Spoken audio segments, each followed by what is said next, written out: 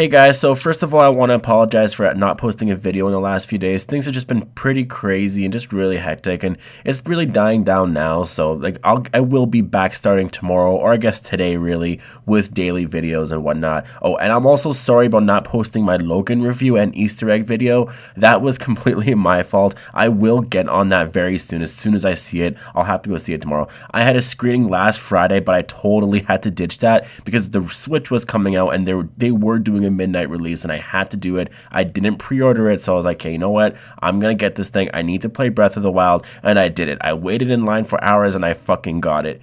But tonight's episode was really enjoyable. I'm actually going to post my review in this video along with my prediction, only because I'm just insanely tired, guys. Like the last few days, like I said, have just been really hectic. And if I don't do this now, I'm just literally going to be craving sleep all week. But yeah, we're really getting to the end game now. Like episode 13 of the season is literally next Sunday. Like we're at this point 75% done season 7. And then it's over for 7 months. So enjoy it right now. Just live in this Walking Dead world right now, guys. I can't believe it. Like it's just crazy. I can't believe season 7 is gonna be over. Like I kind of already feel like it just started, although not really, because I feel like Glenn and Abraham's death happened like months ago, because it did, right? Oh well. We have the comics to flourish our Walking Dead cravings over the summer and whatnot, as always, and they are getting really good right now. Like that's all I can say about that.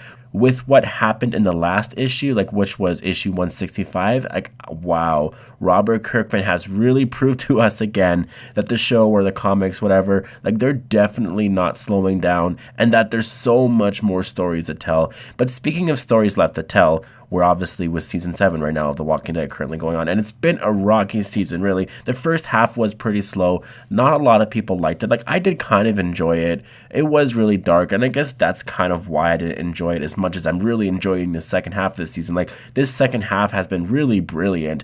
Absolutely loving the vibes and the tone. March to War really feels like March to War. It really does feel like that, and I'm telling you guys, in that finale, which is coming in like a few weeks, all-out war will be beginning, and it will feel like an all-out war. Literally, Negan can find out at any point right now. Like, that's how close we are to that point. And I really feel like he's going to. And there's 2 people I believe he will find out from, but I'll get into that in a second.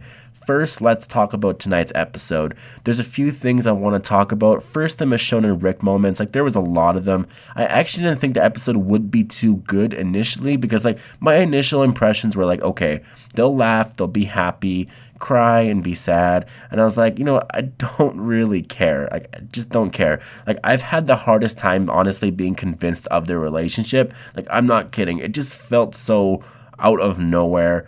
I just felt like, I don't know, they were just 2 tough characters, and for them to be together like that, just out of nowhere, seemingly out of nowhere, really didn't make any sense.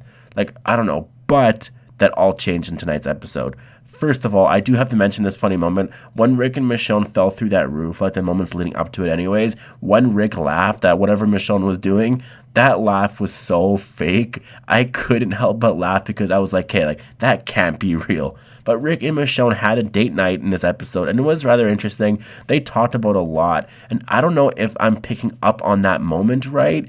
Did Rick propose to Michonne? Like, are they actually engaged? A lot of people are saying that, but like, I didn't really pick up on that. So yeah, post down below if you guys know anything about that, because that would be pretty big, right? But the moments I really loved in this episode was like the whole New World Order talk with Rick. You know, when Rick and Michonne talked about what could happen after it all ended. After Negan's taken down, what will happen with all of these new communities we have now? We now have Hilltop, the Kingdom, the Scavengers, and now, like Rick finds that out later on, but we have Oceanside.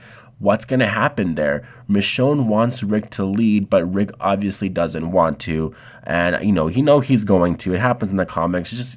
They always got to do that. There's always going to be like some kind of conflict within the character. They're going to get to that point. It'll take time, but he's going to get to that point. Don't worry. The whole Glenn talk thing, I personally felt like that could have been a little more sincere. Like, I think when he talked about how Glenn saved his life, but he couldn't save his, it didn't feel powerful enough.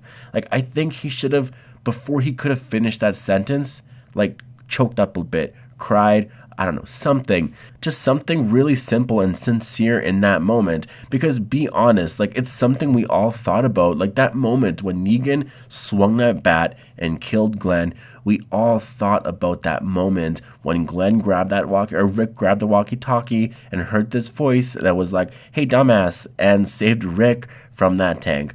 And I don't know, I just think it should have been a little more sincere and heartfelt. We don't get the cast, or I guess I shouldn't say the cast, but we don't get the characters on the show talking about the past that often.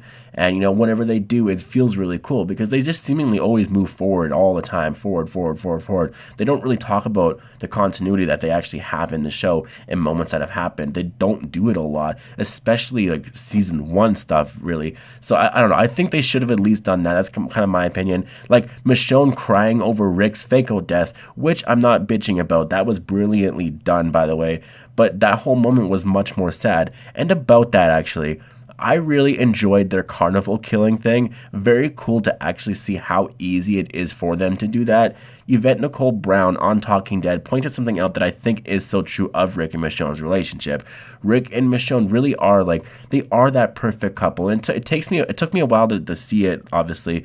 But yeah, Rick leads everyone. But Michonne is Rick's backbone in that, and honestly, she always has been, ever since she first met him.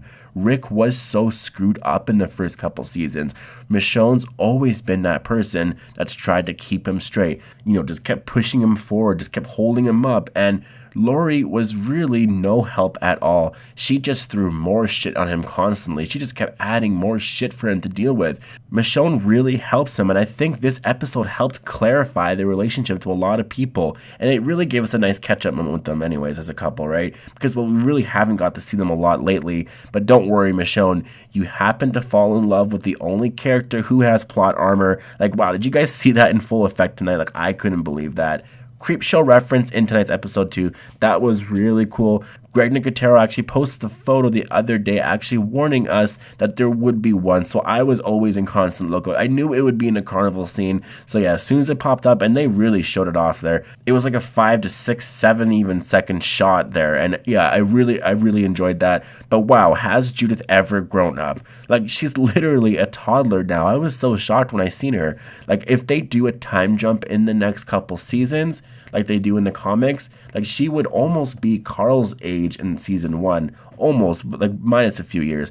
But I want to talk about Rick and Michonne's perspective on the war now, and then right after that I'll talk about Rosita and Sasha, and that'll lead into my predictions. But first, like, it's really crazy to hear Rick and Michonne talk about, oh, I can lose you, you can lose me, it doesn't matter because we're fighting for a future. We're fighting for a future for Judith, we're fighting for a future for Glenn and Maggie's baby, which I hope is named Herschel, but whatever. And, you know, it's just so sad, like, they've been pushed to this point, but it also makes me realize, like, you know, it does make sense. Like, in their minds, it makes sense. It makes all the sense in the world. And, you know, because they think that, that's why, right there, that's why they're going to win. They're fighting for a future. They're fighting for something real. Negan's fighting for no reason. He's literally bossing people around for no other reason other than it just makes him feel good.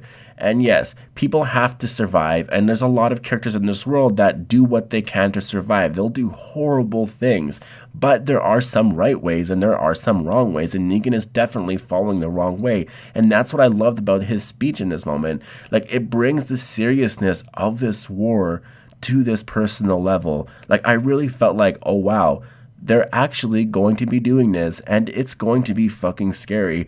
And I hope they actually do go in that direction with the war. Yes, make it action-packed, make it thrilling, make it so we're just jumping off our seats. You know, we're just cheering like it's a Rocky movie and whatnot. But most of all, make it scary. Make us realize the hardships of going to war and what that can actually do to a person. Like, although in all honesty, most soldiers don't have to actually go home to an apocalypse afterwards.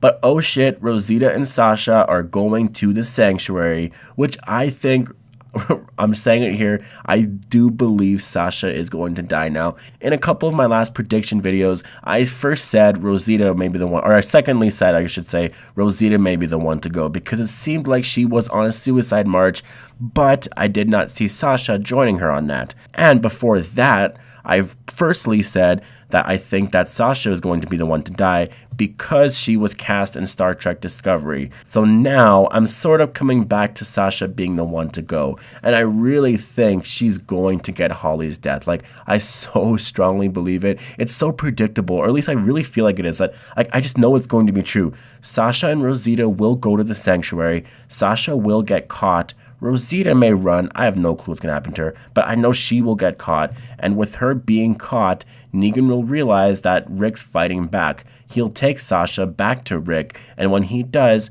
she'll get the famous Holly death scene. Negan will punish Rick, and before he can kill anybody, Hilltop and the Kingdom will join. Like, it's totally how I see that going. I can't stress that enough. Honestly, like, I do think that's how the rest of the season will go. Like, it just seems to be going in that direction. But for next week's episode, from the sneak peeks, it seems like they're focusing a lot on Carol. And because of that, I believe she will find out about Glenn and Abraham's death. I think Richard may die because in the sneak peek, we see someone buried. Unless that death is actually Benjamin, like, that would actually make more sense, because think about it. If Benjamin dies, that may actually give Morgan that awakening to fight people. And with him telling Carol about the deaths and whatnot of Glenn and Abraham, all of those pieces coming together like that is exactly what they need in order to convince King Ezekiel to fight with Rick. I don't know. I think it's either going to be Benjamin or Richard that's going to be dying. Like, one of them is going, that's for sure. I think personally Benjamin, like, he's a lot closer to Morgan. But Carol, though, like I said, I do think she will find out about their deaths and she will convince Ezekiel to join in the fight. And then after that, we have 3 more episodes, episode 14, 15, and 16. I think 14 will deal with Rick maybe going to see Oceanside, because as we've seen, it seems like Tara is actually telling Rick about all of that, so we may see some of that. But we may see some of Sasha and Rosita's sanctuary stuff in that episode. Maybe she'll get caught, maybe it'll be the cliffhanger of the episode, who knows. Episode 15 will deal with some of the last minute gun stuff with the scavengers, some of that. It may be Sasha's goodbye episode, like if they're really focusing on her. You know how whenever they kill off a main character, they give them all the time in that episode? They may actually do that. There's actually a moment in the comics where Holly gets a pretty intense moment in the sanctuary, so I think Sasha may actually get that. They'll do other minor little things in the episode, like with Daryl, because he's going to Hilltop, right? So we have to pick up with him. I don't even know where he is right now. And then we'll get to the finale, which will be Negan coming to Alexandria with the dead Sasha, sorry, I keep saying Sasha, and it goes on from there. I may be out there, but honestly, I'm just kind of basing this really off the comics, because they really stick to that, so I think we can pretty much predict what's going to happen for the rest of the season just based off the comics. I don't know. Who's hyped for the war? It's really coming. Like, it's coming so fast. I can't really take it. Do you guys think Sasha will die or Rosita? It's got to be one of them. And if so, how do you think they're going to die? Will it be Holly's death in the comics, or will it just be a completely brand new death? Post down below. Make sure you guys subscribe for more content like this. And if you like this video, give me a thumbs up, and I'll see you guys in the next video. Thanks for watching.